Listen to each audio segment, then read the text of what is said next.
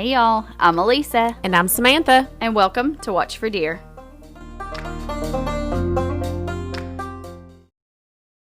It's another episode of Watch for Deer, y'all. Welcome back.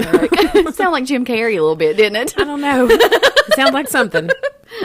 What's up? What are you doing? Not much. I'm excited to bring this story to you today. Well, before we tell the story, I want to tell a little story about what happened. I love your stories. Well, They're this always one so entertaining. Oh, sorry. This one isn't like a fun story. This is kind of a sad story, but it goes right into me and you being a little bit of rednecks. I'm fine with it. We are what we are. So I go to a Farm Bureau meeting, and I come home, and I noticed that all of my chickens are piled up. Well, not all of them. A few of them are piled up in front of my glass door when I get home. And I'm like, well, that's weird. They didn't go to roost. Yeah. Because if you don't know, chickens go to bed every night. Yep. So I just went on to bed. They had been free ranging. I have like a lot of chickens. And I don't know. There was, guessing, 15 there on my front step. But it was late. So I go on to bed. I get up the next morning. I go to work. I'm a school teacher. I go to work, and I actually have to leave work early because I had something that I had to do, and I had to be like an hour away. So I have to come home and feed all my farm animals before I can do that and get ready. So I had to leave work early that day. Yep. So when I come home and I go to feed my chickens, and I'm shaking the feeder, and I holler, "Hey, ladies," really loud. And when I do that, all of my chickens run to me. Done it for years. But this time, like I was missing like a bunch of chickens. And I was like, that's really weird.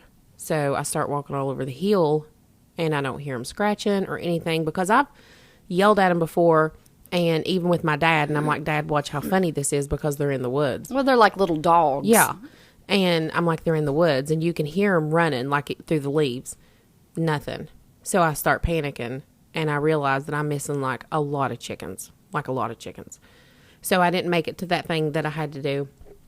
And that night, when I go to roost, when I go to the coop and look, like it broke my heart.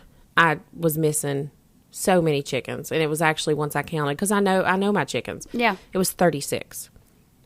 That the only thing that I know of was the night before. Because they were in front of the door. Something scared them. Something happened. They took off running. I don't know what happened. Well, so I counted up, and I knew exactly what I was missing. I was missing 6 roosters, different breeds. And if you are a chicken person, you know that some chickens are more expensive than others. And I know you can get them at like Tractor Supply, Rural King, but a lot of these weren't from there. I had ordered them from a hatchery in Wisconsin, and I'd paid like a lot of money for them. And I was even on a waiting list. So my heart was broke. I had wrote all my chickens down. I had put it on Facebook, and it was something like, I'm missing 36 chickens. What could take 36 chickens in one night and not leave any blood? Not an animal. No, there was no blood. It's not an animal. There was a few feathers, but not 36 chickens worth of feathers. You have to think about 36 chickens, and they weigh 3 to 5 pounds apiece. How much weight that is. Yeah. In one night, they're gone. So everybody on Facebook was like, sounds like a 2-legged animal to me. Sounds like you have a thief and all this stuff. And there was tons of comments and then like messages. I mean, really the community were like, I agree. The community was like, we're going to, we're going to find your chickens. Grab your pitchforks, ladies and gentlemen. Somebody stole Samantha's chickens and we're mad. So everybody was fired up. But I got several messages that said the swap meet starts this weekend. Saturday. It's about an hour away. Yep. Starts this weekend. Maybe somebody stole them and has them at the swap meet. And I was mad. And I thought, yes, you were. My chickens were at the swap meet. That's what I thought. So Saturday morning, I get up. I meet you for breakfast. Yep. And me and you and your husband, Clinton, we go to the swap meet. Yes, we do. And I'm walking around looking for my chickens. Yes, we are. And I think that if I had found them, I think we'd have been in jail. I don't know if I'd been in jail or not, because I think a thief like that, if I'd found my chickens, I don't think so. But anyways, so to sum up this whole story, we went to a swap meet to try to find my stolen chickens this weekend. That's right. But we were didn't find unsuccessful. We didn't find them. Said chickens are still missing. Yes. So But that leads me into another story. What? So remember when I tell you that night that they roosted in front of my door?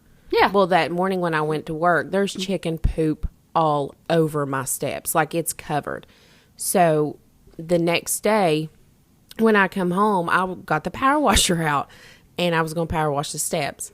And I couldn't get it started. And I was mad. And sometimes when I can't get stuff started here and Scott's at work, like, I have a tendency to try to fix it, or like a weed eater, maybe bust it or whatever, like if I get mad.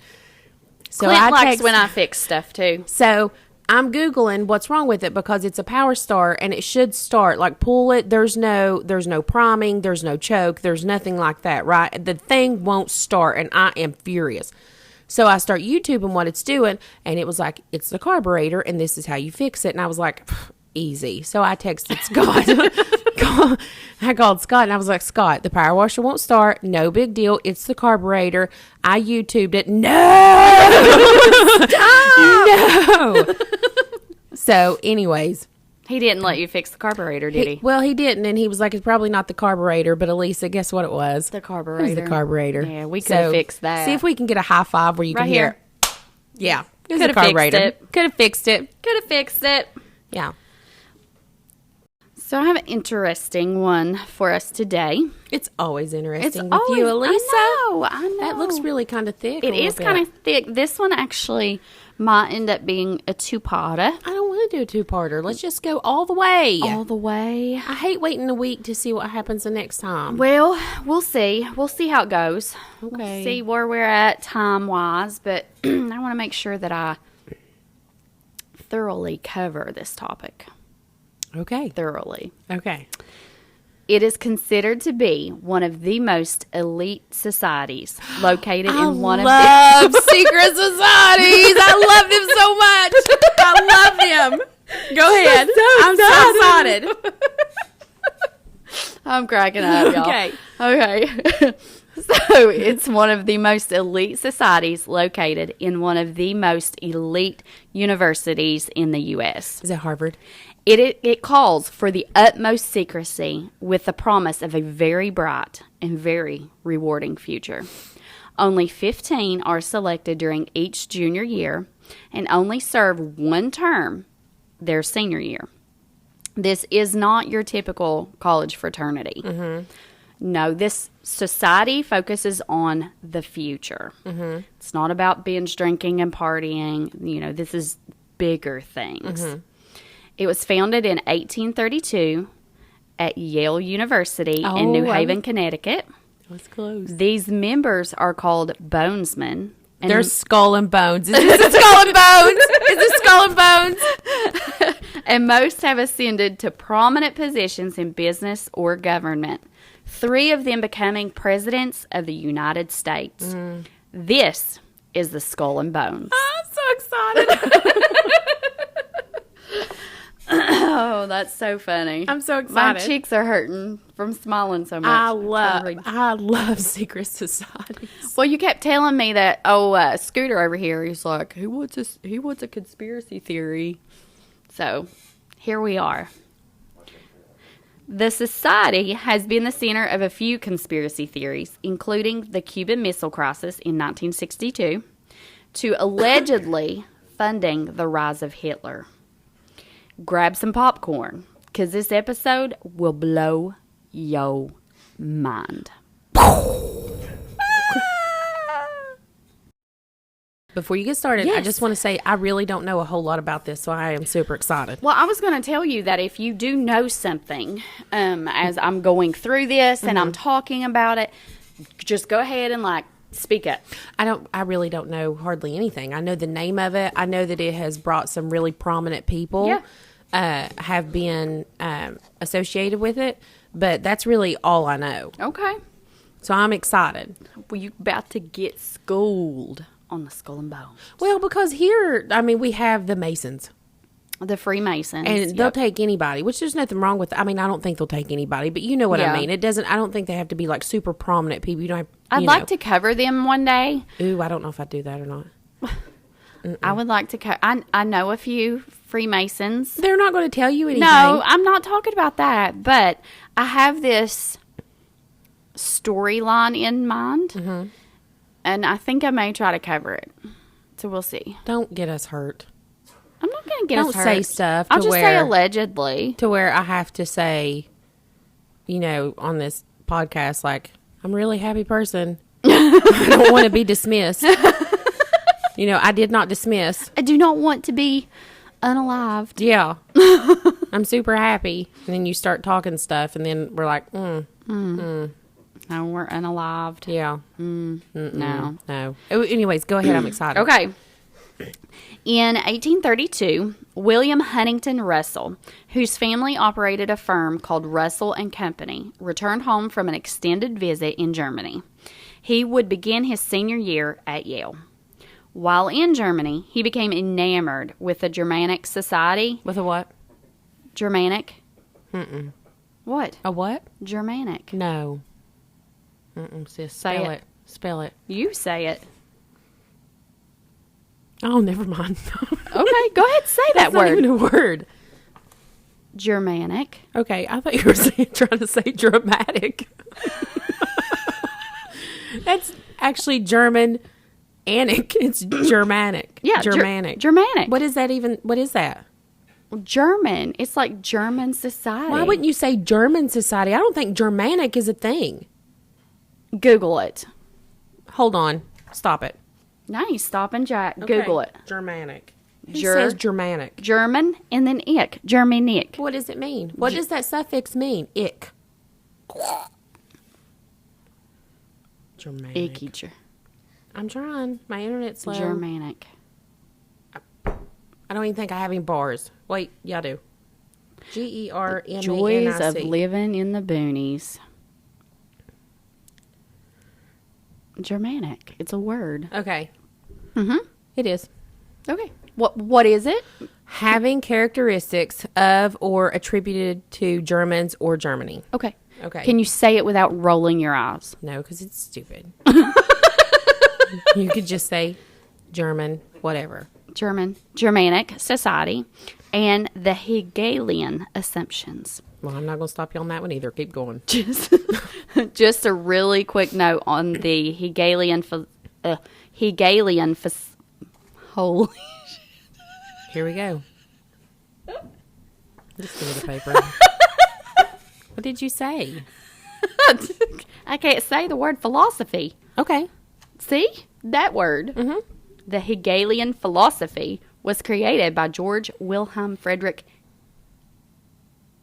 Hegel and focused upon the concept of absolute reason, meaning the state has supreme right against the individual, whose supreme duty is to be a member of the state. So they go hand in hand. Okay. He quickly partnered with his classmate Alphonso Taft and formed the Order of the Skull and Bones, later becoming Skull and Bones. Now, I want to mention, during these years in the 1830s, there were several of these secret societies popping up at Yale. Some of these include the Scroll and Key, Book and Snake, File and Claw, and Wolf's Head. Yeah, it just went like our introduction. Skull and Bones was the most secretive, most exclusive, and most ritualistic of them all. If Skull and Bones were mentioned outside of their meetings, it was an order that the current member, once they heard the name of the society, would just up and leave without speaking a word regarding the conversation. So, like, if they were at a bar or they were at a restaurant and they're sitting here and this table over here is like, yeah, he's like, you heard about that society over there at Yale? Yeah, the Skull and Bones. They needed to get up and get out of the situation because they are so tight-lipped. They could not comment, yay, nay, nada, yada, nothing. Now, after 160 plus years of its existence, there is evidence to substantiate most of what others say about its purpose and its influence. There was a bonesman who clearly was not a very well-picked initiate. He had escorted his girlfriend through the tomb. Now, this is like where they have their meetings in secret, and it's like this big mausoleum brick building. Yeah. It's very... They're not very good about keeping their mouth shut if you've wrote a whole paper on it. I wrote a whole paper on it. Okay. The most vivid memory for her was that the wall was covered in license plates. So she walks in, and she said it's almost like a little foyer. And when you look around, like, it's license plates just plastered all over the wall. However, every single plate that was hanging on that wall had the numbers 322 on it. This allegedly corresponds with the Greek orator Demosthenes, who was a great speaker and could influence people's beliefs. He died in 322 BC. Mm-hmm. This is believed to be the mystical year in which Skull and Bones was founded. Now, new initiates would have to confiscate any license plates that they had the 322 on them and bring them back and hang them on the wall. So if they're ever out of town or they're out and about to the movies, they're on vacation, and they come across and they walk by and they see a car license plate that has just the number 322, in there, they would have to steal that license plate, bring it back, and hang it up. Okay. And it stayed there. Wonder if it's still there. There were also 4 human skulls located in what was called Parlor 323, where, quote, on the west wall, hung among other pictures, an old engraving representing an open burial vault in which a stone slab rests 4 human skulls. The belief with the skulls is that each class was to crook, or they call it crooking, a famous human skull and bring it back to the tomb where it was kept.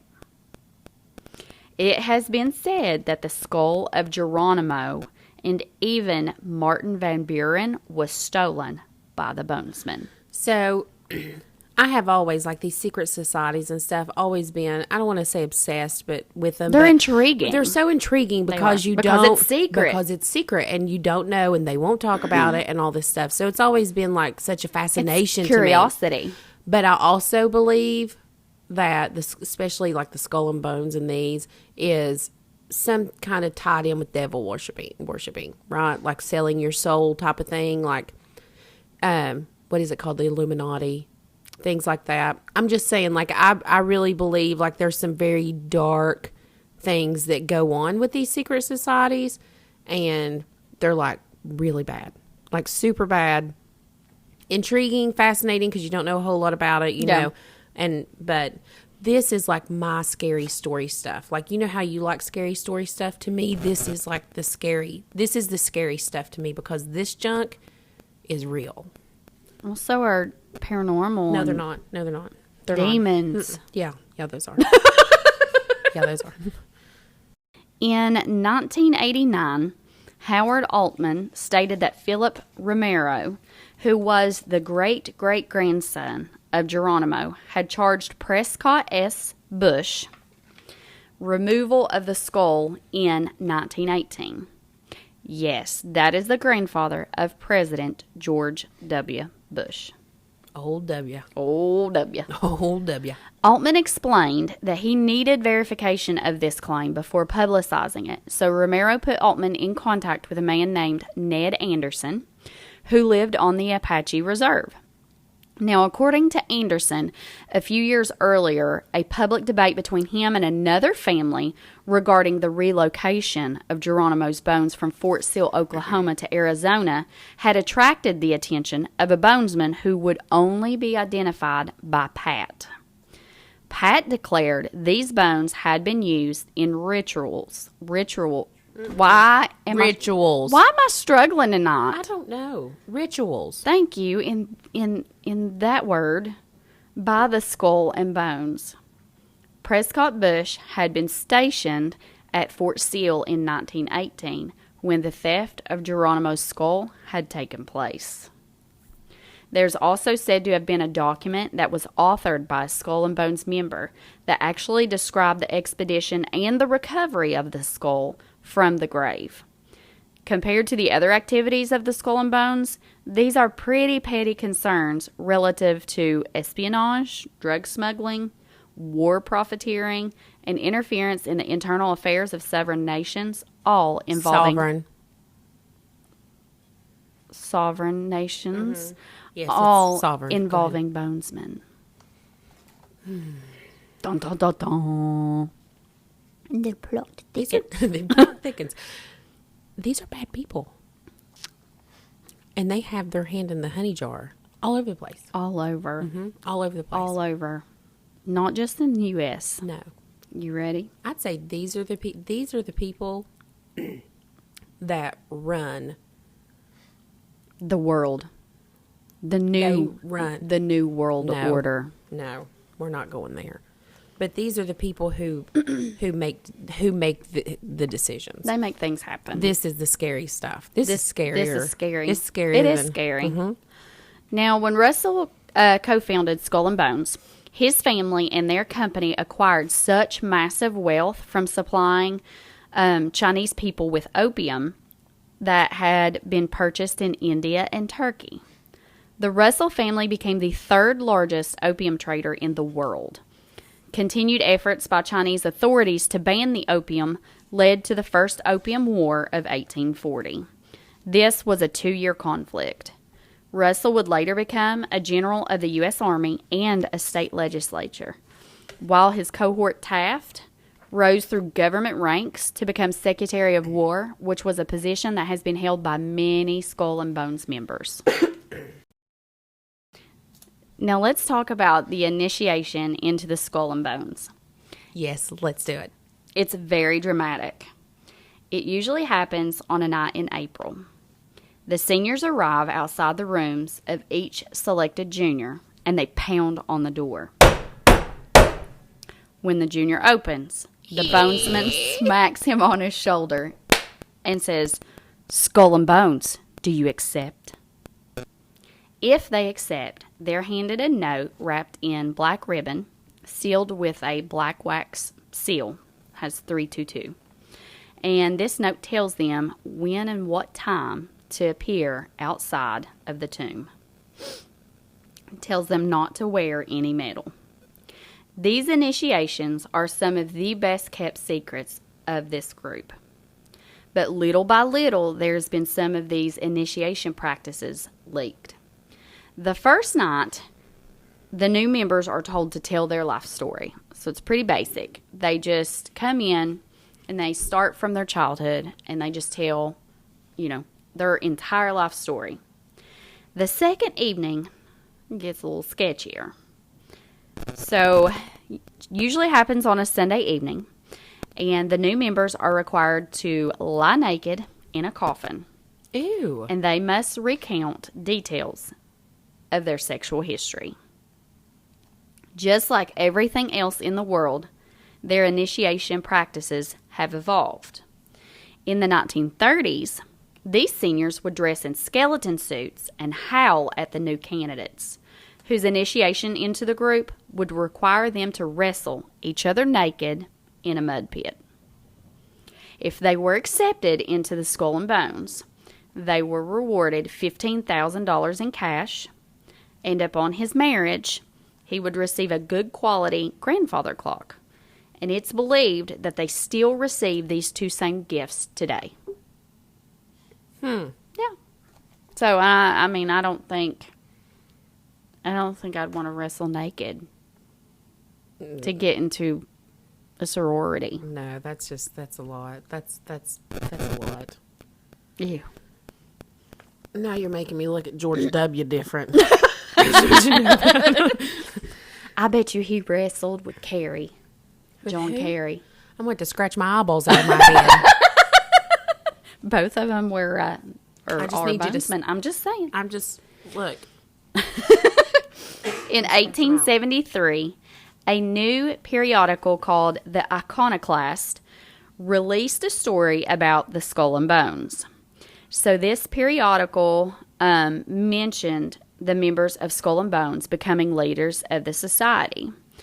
And it also talks about how they'd basically taken control of Yale and that they perform Yale's business. And they said that all the money that passes through the entire university must pass through the hands of the Skull and Bones because they are the ones that actually decide what to do with it. They end their article with, quote, it is Yale College against Skull and Bones. We ask all men as a question of right, which should be allowed to live. After their publication of the Skull and Bones article, the iconoclast was never heard from again. It was their first and their last story. That's what happens when you get people like this. So, obviously, when you're in Yale, and it's the concept of curiosity kills the cat. By human nature, we're all super curious. We're very intrigued by things that we don't know. We love a good secret. We're always wanting to know, what's going on behind the scenes. So you can kind of imagine the freshmen, the sophomores and the juniors kind of looking and longing, like wanting to be included, wanting to be part of, the Skull and Bones. So there's a poem, and it's called A Freshman's Prayer on Thursday Night. It was published in the Harkness Hoot in 1934, and it sums up the awe and desire that was felt by the Yale undergraduates toward the societies. Do you have the poem? I'm going to read it for you. I want to read it. You want to read it? Mm-hmm. You want to read the poem? Where do I start? So okay. It's all italicized. Okay. Okay, we're ready? We are ready. Hear the clumping of their feet as they go marching down the street. Perhaps someday, if I am good, I may be of that brotherhood. There is something grand about a club, so few can join it. There's the rub. And those outside are filled with awe. What prompts such awe can have no flaw. O Lord, I pray thee, let me be a god in that society. For though I know not what they do, I greatly want to do it too. So that's a great poem, and kind of sums up what they felt like being on the outside, wanting to look in, and not being able to look in. It's a pretty good one. I think like people who so desperately feel like they want to belong to something more. Well, I feel like that they get caught up in that. I'm lucky because I don't. Right. Like, I feel like it takes a special personality to want to be the it girl or always included. You know what I mean? Yeah. Like, it means more to those type of people than it does other people. So I can see someone like this just, sitting across the street and like, oh yeah, I wish I was part of that. If somebody knocked on my door and handed me on the shoulder something that was in black wax and black ribbon and was like, you have to show up at a tomb at 3:00 in the morning, I'd be like, buddy, listen, I practiced the Second Amendment and you got about 30 seconds to get out of this driveway. Get on out. Especially. Better get to moving. I mean, could you imagine? I can't wait to wrestle other men naked. In mud. In mud. I mean, it's not appealing to me. It all actually sounds pathetic. It's sad, but anywho. So, another very interesting story is that of the founding father of Johns Hopkins, Daniel Gilman, who was also a member of Skull and Bones. He was elected to Skull and Bones in 1849 and would later become the president of Yale University. After going abroad, he read a lot about the fields of education and science. He came back to America, and he was a very big voice for skillful education in America. During his tenure at Yale in 1856, Gilman was instrumental in incorporating Skull and Bones as the Russell Trust Association, which again is the society's legal operating entity. Mm-hmm. So the founder of Skull and Bones, who was William H. Russell, we talked about him right in the beginning, he was named president, and Gilman became the treasurer. Now, it should be noted that Gilman was active on the Yale scene during the 4 years when William Henry Welch was a student. So we'll come back to him. We will come back to him? Coming back to him. John Hopkins. Did you say, what was his name? William Henry Welch. Is this jelly? Are you going to tell me that my jelly's tainted by the skull and bones? Is this Welch's jelly? Is that what you're going to say? How did you know? Hush up. I mean, that's a big company. Johns Hopkins, the wealthy Baltimore merchant who was nearing the end of his life, had come to a fateful decision. He would leave his fortune to the founding of a university and a hospital that would eventually bear his name. Now, he had already chosen 12 trustees for this board, and after his death, each trustee submitted a suggestion on a president for the new university. Now, without knowledge of who each trustee had in mind to select, every single trustee had submitted the same name, Daniel Gilman. No other candidate was even considered for this position. In 1884, aged 33, William H. Welch was offered the very first chair in the new Johns Hopkins School of Medicine. He, too, was a member of Skull and Bones. Okay.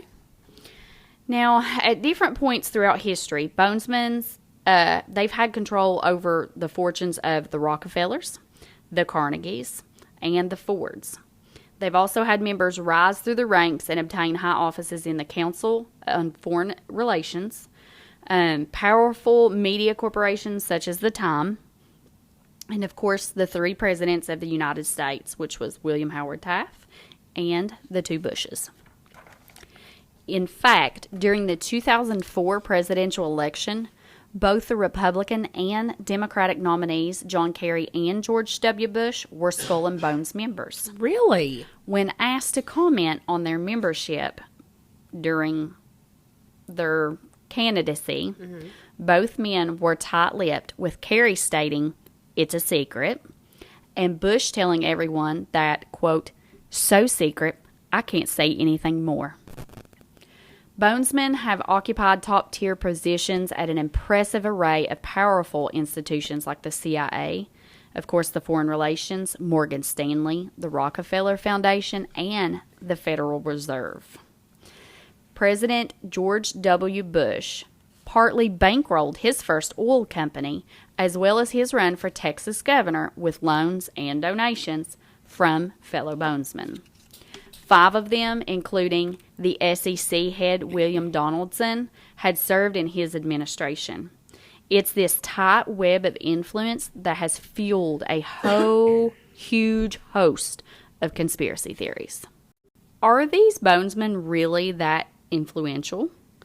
Is this all merely just one big coincidence? No, I think they're definitely that influential because, I mean, it's bad stuff. So I don't think that you can get to the top like that.